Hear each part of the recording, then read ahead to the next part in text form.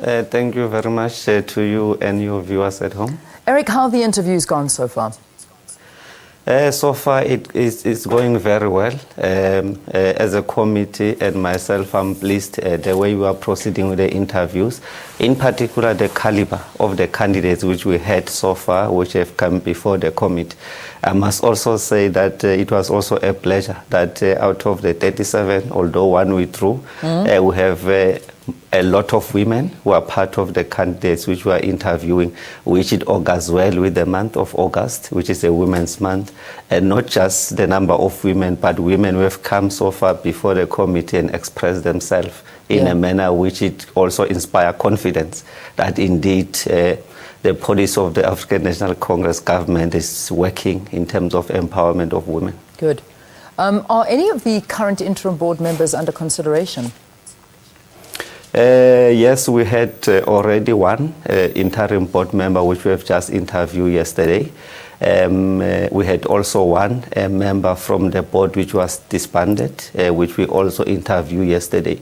But I must say all the four interim board members have been shortlisted, but the other two are coming today.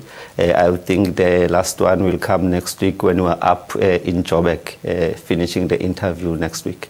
There's a bit of concern that the selection process might not be completed before Parliament closes in November. What is your sense? Do you think he'll make it by the deadline? Eric, can you hear us? Hi, Eric, are you still able to hear us? Oh, looks like we've lost the sound there with Eric Kholwane talking to us about the process when it comes to the Parliament's Portfolio Committee on Communications, interviewing the candidates. Where am I? I'm over here. Interviewing candidates for the SABC board. Let me try one more time. Eric, are you able to hear us in Cape Town? Yes, I can hear you good. very well. All right, I got you back. I'm glad. Yeah. Eric, my question to you before we had a slight problem with the sound was, do you believe that you will make the deadline? I mean, as we know, November, Parliament does close. Do you think the selection process will be completed before this? No. Actually, we are working this hard so that we make sure that next week, Wednesday, we finalize all the interviews. We are hoping, because Parliament will be in recess from next week and the next coming 2 weeks or so. Good. When Parliament comes back, actually within September, we should be able to present the report from the National Assembly to be ready to go to the President to finalize the appointment. All right, fantastic. It's good to hear. Let's move on to another issue, and an issue I think that has got a lot of people upset, and that's been the news about the public's displeasure at the perceived lenient punishment of former Minister Dina Pule. What is it that we don't understand about how Parliament works that could perhaps make us understand how this matter was concluded? I mean, just a reminder that she has been suspended for 15 days and has been docked a month's salary, and that basically is the punishment that's been handed down for her for being found guilty. Now, just explain to us, what are we as the public missing? Probably what the public is missing, but before I respond to that, let me start by appreciating the conduct of the former minister, Comrade Dina Pule, because indeed, as much as she was a minister, she did submit herself to the internal processes of Parliament until to the end, and also accepted the final sanction from the Ethics Committee. I think what the public are missing is that the Ethics Committee of Parliament is working within the rules of Parliament.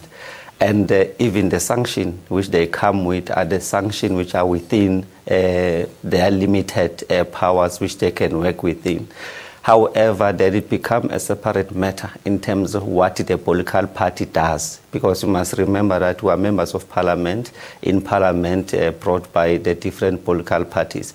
But this, what has happened, is a process of Parliament which has happened, which, as I've indicated, that we appreciate and that she submitted herself through that process and humbled herself in front of those members who are serving in that committee and accepted the sanction. However, now they've done whatever they could within the rules of Parliament. I think if there's something more which can be done, probably can be the issue around how to relook in terms of the rules and the sanction. But as a committee, there was nothing much they can do except of operating within the current rules. However, like I'm saying, that then it's a different matter about the political party which sent the person in Parliament, as was sent by different political parties. All right. Okay. Thanks for clarifying that for us a little bit. Just finally, before I let you go, what I mean, you're a long-standing communication portfolio chair. What would you like to see this new board that is going to be coming into the SABC tackle immediately? What do you feel is the most pressing issue? I think the challenge of the incoming board, firstly, to be make sure that SABC start to understand that digital migration actually is led by public broadcasters. I think now my feeling is that probably SABC behave as a participant in the process. But throughout the world, digital migration has been led in the main by the public broadcasters themselves because they are massive, they've got the leverage and everything. So I think the board, they have to focus on that and put back SABC in the lead of the digital migration so that indeed we finalize the process. I think the second issue is to deal with the organizational and the structural challenges of SABC so that it's being streamlined, fill all the vacant positions for executive and so on, because you can't expect an organization to operate without the necessary tool, which is the human resource and the relevant skills at right position to be able to deliver on its mandate. And then the other things should follow in terms of the processes within financial procedures and the observance of the corporate governance. Because if you don't observe corporate governance in any organization, that is a recipe for failure. And I'm told that if an organization do observe good corporate governance, that brings around 20% efficiency within that particular organization. So I think those are the issues which we should be immediately focused at as a new board. All right, Eric Kholwane, thank you very much for talking to us here on Morning Live. Eric Kholwane is the chairperson of the Communications Portfolio Committee that at this point is overseeing the interviews of the candidates for the new SABC board.